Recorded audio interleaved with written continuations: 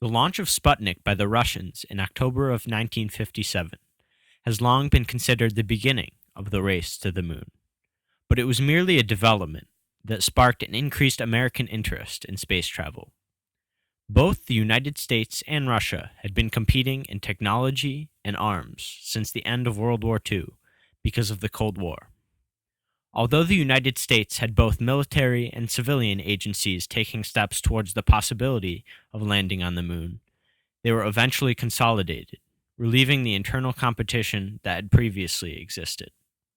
The military advancements were largely overlooked by the American public, who saw NASA as the forefront of the innovation that allowed for Neil Armstrong's famous first steps on the lunar surface.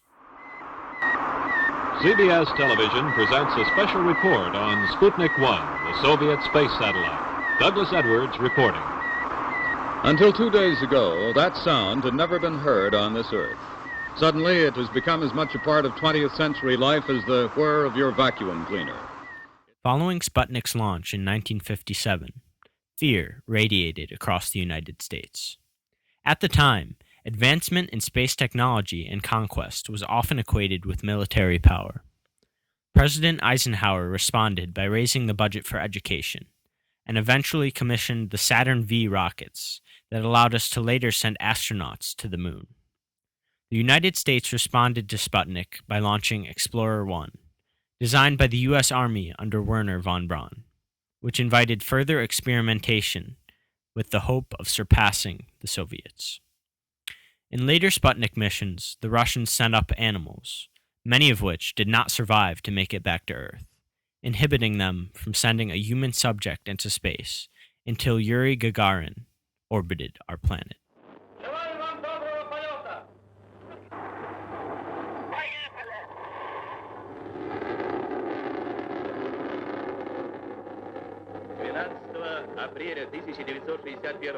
On April 12, 1961, Yuri Gagarin became the first man in space. He left as a cosmonaut and returned a national hero. The American public did not recognize that fact, however, and some even claimed that Alan Shepard was the first man in space, and that John Glenn was the first man to orbit the Earth. Although some historians and fanatics may dispute that Yuri was the first Russian in space, it was his departure from our atmosphere that cemented John F. Kennedy's support of the space program. JFK, inaugurated in January 1961, initially gave little support to the space program, but later pushed the United States to make it to the moon. We choose to go to the moon. We choose to go to the moon in this decade and do the other things, not because they are easy, but because they are hard. Because that goal will serve to organize and measure the best of our energies and skills. Because that challenge is one that we're willing to accept, one we are unwilling to postpone, and one we intend to win, and the others too. Americans felt that they needed to beat the Russians to the moon, causing scientists and innovators across the United States and the globe to come together and create a mass technological movement, while JFK attempted to forge a cooperative bond between the two space-bound nations. This plan would not come to fruition due to the lack of confidence from the USSR's leader, Nikita Khrushchev, that the two nations would be able to cooperate. He also believed that the Soviet rockets would remain superior to those developed in the United States. With the increased financial and public support for the space race, innovation in NASA and Soviet technology jumped dramatically. As of 1968, both the Soviet Union and the United States had viable plans to get people to the moon. Engines and life support systems were being fabricated, while flight suits were developed to ensure that the astronauts would be able to survive the trip both to the moon and back, a problem the Soviets had been dealing with since they tested with the Sputnik 2, which carried a live dog into space and a dead one back. The United States, on the other hand, was able to send chimps and other monkeys, the first organisms to survive re-entry into the Earth's atmosphere.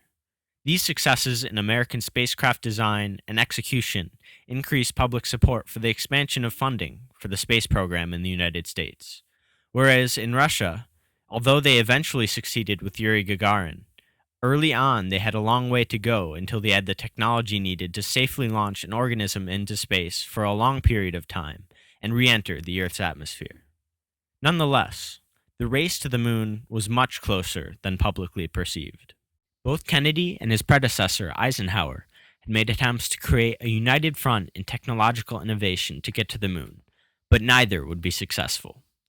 The US and Russia had multiple meetings on the topic of space travel, but the USSR's commitment to keeping their program secret and the negative relationship between the US and Russia due to the Cold War made these exchanges unsuccessful.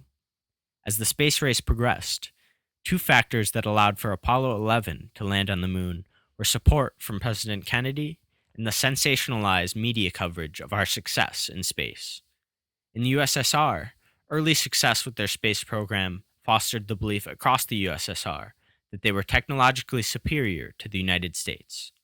These successes can be contributed in part to Sergei Korolev, leader of the Russian rocket development program. His skills as a leader were vital to their success, and his death in 1966 crippled the development of their rockets because his successor, Vasily Mishin, couldn't match him, leading to Russia's eventual failure to reach the moon before the United States. 2, 1, 0, all engine running.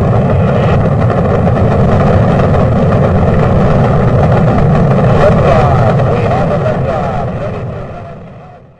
On July 20th, 1969, 3 men exited Earth's outer atmosphere, hurtling towards our only natural satellite.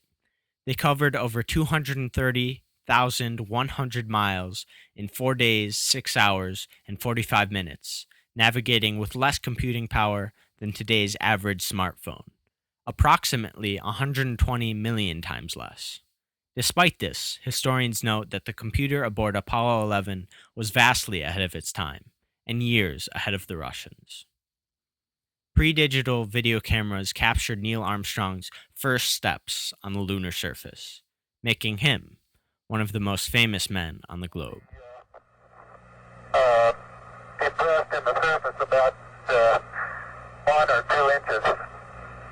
I'm going to step off the limb now. It's one small step for man, one giant leap for mankind.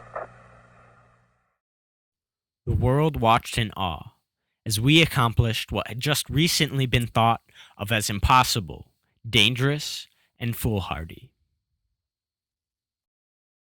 With each moon landing, the media became less intrigued, presenting more factual and detached coverage.